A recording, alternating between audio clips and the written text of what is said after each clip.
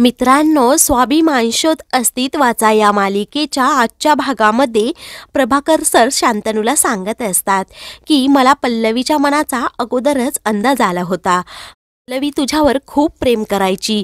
तेव्हा शांतनू खूपच खुश होतो आणि कसं ती विचारतो. तेव्हा प्रभाकर सर सांगतात, मला तिच्या नजरेत तुझ्याबद्दलचं प्रेम कधीच दिसलं होतं. ते दोघेही पल्लवीचा विषय काढून एकमेकांबरोबर गप्पा मारत असतात. तेव्हा प्रभाकर सर शांतनूचा उजवा हात हातात घेतात आणि अभिनंदन राजा असं म्हणून तुमच्या प्रेमाचा शिक्कामोर्तब झाला आहे असं सांगतात. तेव्हा प्रभाकर सर शांतनूला काही टिप्स देऊ लागतात की रोमॅन्टिक लव्हरसारखं पल्लवीला काहीतरी रोमॅन्टिक गिफ्ट दे. तेव्हा शांतनू सांगतो, कसलं काय, ती खूप स्वाभिमानी आहे म्हणून तर ती मला खूप आवडते आणि तिला गिफ्ट वगैरे दिलेला अजिबात आवडत नाही. आता फक्त घरच्यांना कन्व्हिन्स करायचं राहिलं आहे आणि तिच्याबद्दल घरच्यांच्या मनामध्ये खूप काही गैरसमज पण आहे. प्रभाकर सर शांतनूला सल्ला देतात, ते सर्व काही आता सोडून दे, फोकस फक्त पल्लवीकडे असला पाहिजे. तेव्हा शांतनू ठीक आहे बोलतो. तर प्रभाकर सर सांगतात, तिला एखाद्या चांगल्या रेस्टॉरंटमध्ये घेऊन जा. तेव्हा शांतनू, ते तर आमचं कधीच झालं आहे असं सांगतो आणि तेथे एक गंमत घडली. आम्ही जेथे गेलो होतो ना, तेथे अगोदरच कोणीतरी एक टेबल बुक केलं होतं. तेव्हा असं म्हणून तो सर्व काही सांगू लागतो. तेव्हा प्रभाकर सर खूप जोराजोरात हसू लागतात. त्यांच्या चेहऱ्यावर एक वेगळ्याच प्रकारचं समाधान असतं. त्यांना समजतं की मी जो आदितीसाठी सरप्राईज प्लॅन केला होता त्यावर शांतनू आणि पल्लवीने अगोदरच चान्स मारून घेतला. तेव्हा ते त्याबद्दल शांतनूलाही सांगतात, आदितीसाठी सरप्राईज प्लॅन केला होता परंतु रॉयल ट्रीटमेंट तुम्हाला मिळाली. त्यावर शांतनू अजूनच हसू लागतो. दुसरीकडे गौरव पल्लवी कधी येते त्याची वाट पाहत असतो. नंदिता भाजी चिरत असते. तिचं लक्ष दुसरीकडेच असतं. तर तो सारखा तिलाच विचारत असतो की पल्लू कधी येणार आहे. तेव्हा ती ऐकत नाही.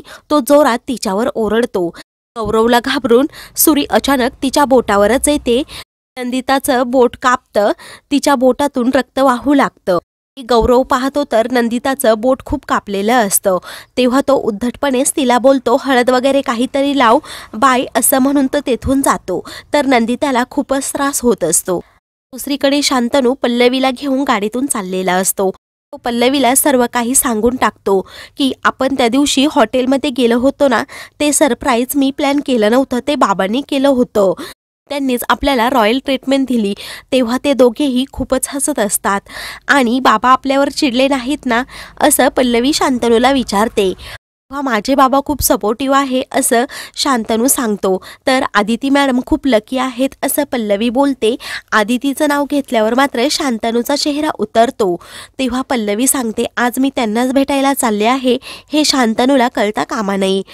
तेव्हा ती त्याचा मूड चेंज करण्यासाठी बोलते की आपल्या ॲनिव्हर्सरीचं प्लॅनिंग फक्त मीच करणार.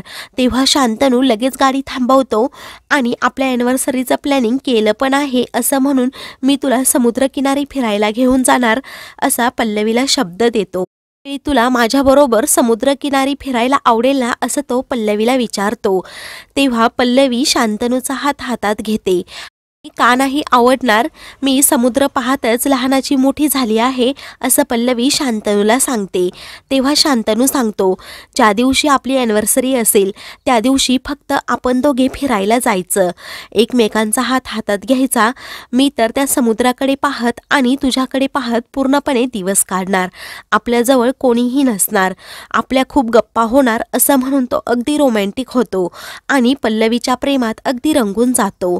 पल्लवी ही त्याला बोलते, हा नुसता विचार करताना खूप छान वाटतं परंतु ही स्वप्न पण खरी व्हायला हवीत. तेव्हा शांतनू पल्लवीचा हात अजूनच घट्ट पकडतो आणि आपली स्वप्न नक्की पूर्ण होणार, मी ते शक्य करून दाखवणार असा पल्लवीला शब्द देतो.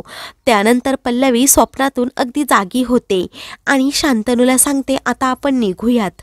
वेळी शांतनू गाडी चालू करून निघतो. तर पल्लवी सांगते, मला इथेच बाजूला सोडा कारण मला आदिती मॅमकडे भेटायला जायचं आहे. सकाळीच मला कॉल केला होता. तेव्हा शांतनू ठीक आहे असं बोलतो आणि मी तुला कधीही त्यांना भेटण्यापासून अडवणार नाही असंही सांगतो.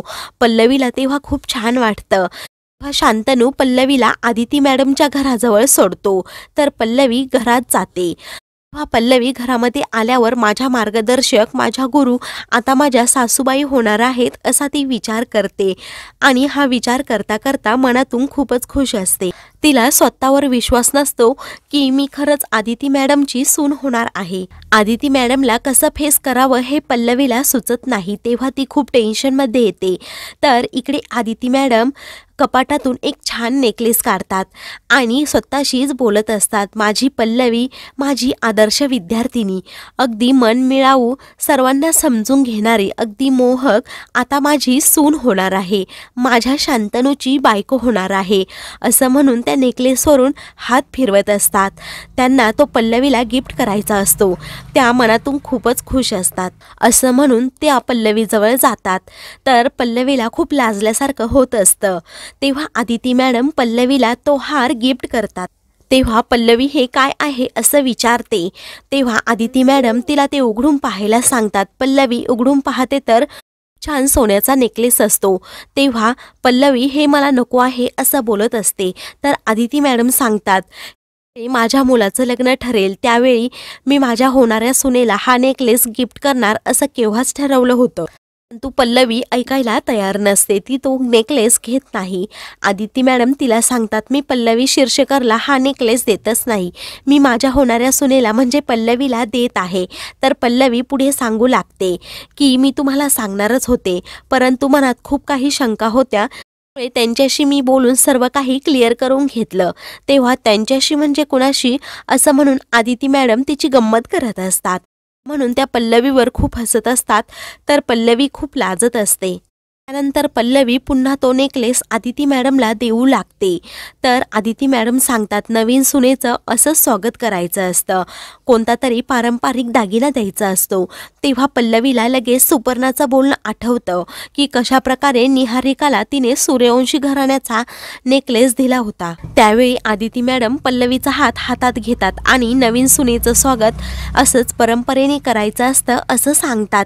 त्यावेळी पल्लवी सांगते, मला हा हार नको, मला वाटलं ना तुमची पुस्तके द्या, त्या पुस्तकांवर सर्व तुझाच हक्क आहे असं त्या कौतुकानेच पल्लवीला बोलतात. त्यावेळी पल्लवी तो हार घेण्यासाठी एक अट घालते. तेव्हा आदिती मॅडम तू बोलून तर दाखव असं तिला हसतच बोलतात. तेव्हा पल्लवी सांगते, आमच्या दोघांच्याही लग्नात आमच्या डोक्यावर अक्षता टाकायला तेथे हजर पाहिजे. हे ऐकून मात्र आदिती मॅडम विचार करू लागतात. तर पल्लवी वचन मागू लागते. त्यावेळी आदिती मॅडम रडतच बोलतात की त्यापेक्षा तू चंद्रसूर्य मागितलं असताना ते खूप सोपं होतं. तर पल्लवी बोलते की त्यापेक्षा हे तर काहीच अवघड नाही.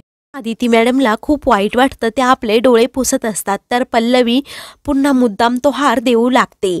तेव्हा आदिती मॅडम तिला बोलतात, तू खूप जिद्दी आणि हट्टी आहेस, सेम माझ्यासारखी असं म्हणून दोघीही हसू लागतात.